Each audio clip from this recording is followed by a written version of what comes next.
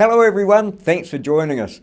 First of all, tonight we're going to have a look back at 2016, and first of all, Shark, what were your highlights? Oh, there's one fighter that rose above the rest, and that has to be Joseph Parker, bringing the international spotlight directly onto New Zealand and giving a great platform for so many in the fight game. He certainly did that, and here's just a couple of them that really enjoyed the opportunity.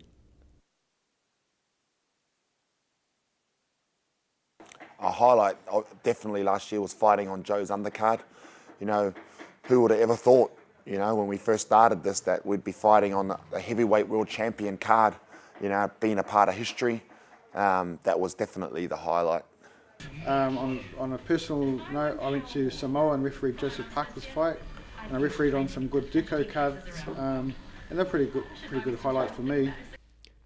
And one person who took advantage of that was Lieutenant Dan Hennessy. Yeah, he certainly was, and I knew something, Shark, when I got him painted on the wall back there. I knew that he was one of the best in the world, and now he's getting the opportunity to prove it. He's away to Singapore, emceeing 4 world title fights, including Sam Repair. So, you know, and that was just, I think he's signed a 5-fight deal or a 5-event deal over there. So that's just the start of things for him. And I'll tell you another one who really benefited from it is Junior Farr. I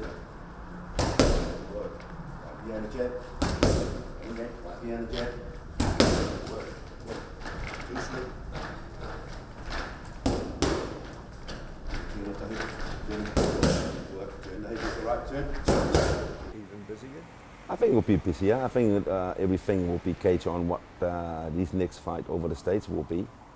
I'd like to see that do well, then we'll come back and make some more plans. Yeah.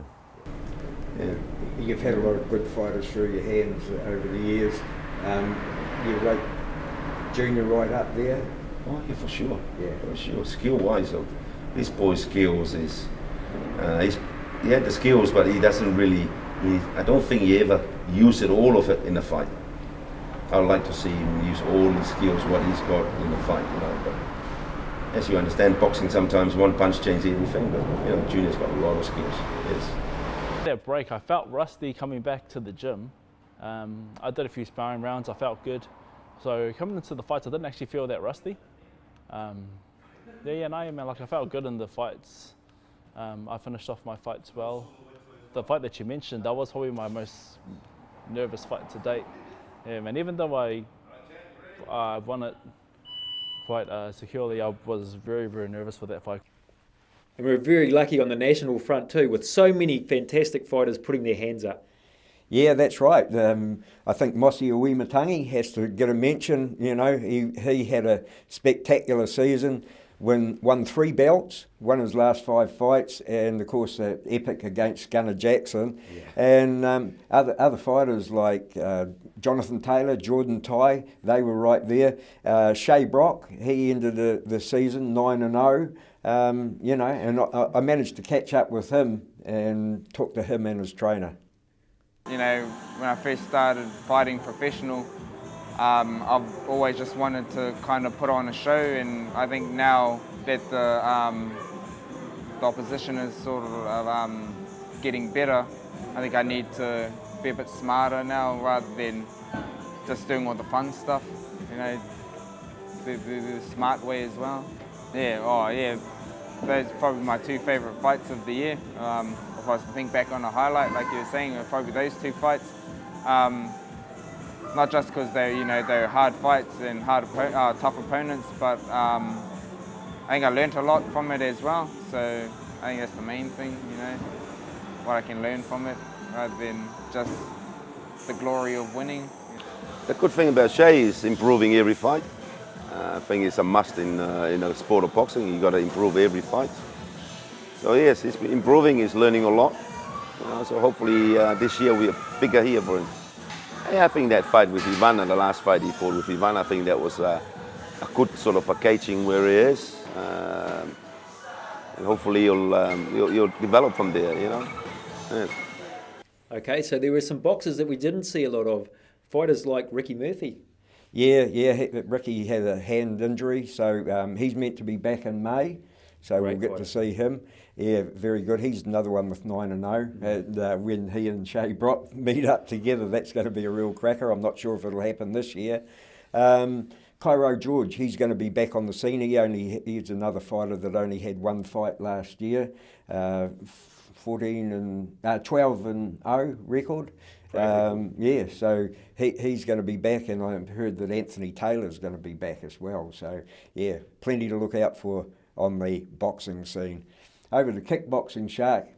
Oh, there's one name that shines, and that's Israel Adesanya. Boy, oh boy, got robbed for the title fight. Hey, close fight. You blame the scoring, whatever you want to do, but boy, you know, as a spectacle, he is a world champ. That's the guy you want to go and see. Amazing. You never know. I've been watching him. I still don't know what he's going to throw. Can't pick his combinations. He is classy. He certainly is. And yeah, pity we probably won't get to see him fight in New Zealand. It'll be a very rare occasion if we do. But I'll tell you where there is plenty of good action going to happen right here at Kohimarama this Saturday, New Zealand versus China. 12 fights. 4 of them are going to be MMA in the ring, and the other 8 are going to be kickboxing fights. So get along there. It's going to be a fantastic night. The biggest international fight show ever held in New Zealand. 12 international fights. Philip Lamb, he's the master. He is the master. If you're unable to get to Auckland and see the big show, why not go down to Hamilton? If you're in the area, there's a fantastic show. Norm the Storm Graham, the super promoter of the Waikato, always puts on a spectacular show. And it's during the daytime, so take the kids. Have a great day out. Okay, so now I've got a question for you. What was your highlight in the local Thai boxing scene last year? I guess one of the most spectacular was Alexi Serapisas' knockout over Jack Samui. But one fight that stands out in my mind was on a Wayne Wairoa show down in Rotorua. Jake McCallum, Jake Redneck they call him, was up against one of the toughest guys I've seen. That night it was 6 Tahitians over to fight, and one of them was Kalani Kavia. And man, he got kicked in the head. He was down and up and down more times than a prostitute's pants on a Saturday night. But I'll tell you what, he was so tough. But the punch that really finished it was spectacular for me. A wee short left hand, and here it goes here.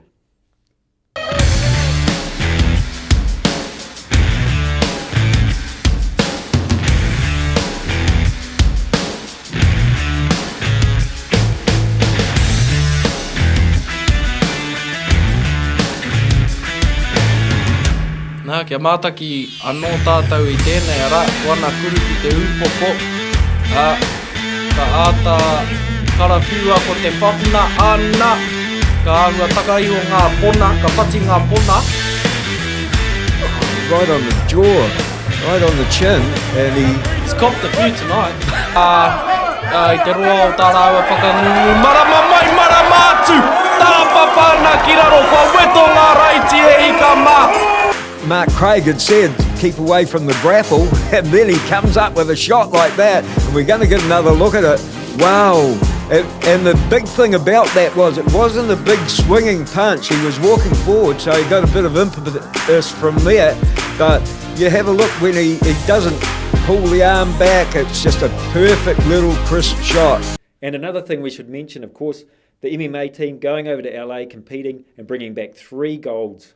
Yeah, that was spectacular. That was really good. And we haven't got much time tonight, so we'll talk about MMA on another show. Just to finish off tonight's show, if we can go back to last week where we filmed our first show of the year, boxing show at the Auckland Netball Centre. It was for the Papatoe Rugby Club. It was a fantastic night, a brilliant turnout from everybody there, really supporting their club, getting behind it. That's what the grassroots fighting is all about. It was corporate fighting, except for the big one, and of course that was the Brown Butterbean up against Luke Mialamu, of course Kevin Mialamu's brother, and that was a bit of a war going on. Here's some of the action from the night. His fighters, Filanico, looked like he was controlling things to halfway through the fight, but then JP came back really strong. So Yeah, it's going to be hard for the judges to sort that one out. And straight into the action they go. And Falaniko going to, well, maybe I talked too soon, but I'll tell you what, the pressure is on here. And the head guard's gone missing from JP. And now he's got to do a little bit of bob and weaving. And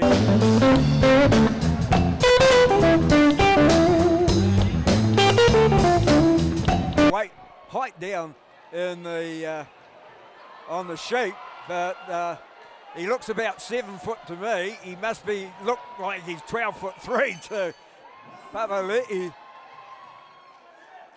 And straight out, and ooh, plenty behind there. Papali'i straight forward, and they get right into the action, these two. Toe-to-toe stuff right from the word go. And plenty of power from both men at the start of the I think that the Butterbean, he's been mixing his shots up as well. And both of them have had to show that they've got a chin. Well, that's it for this time. Until we see you again, keep kicking.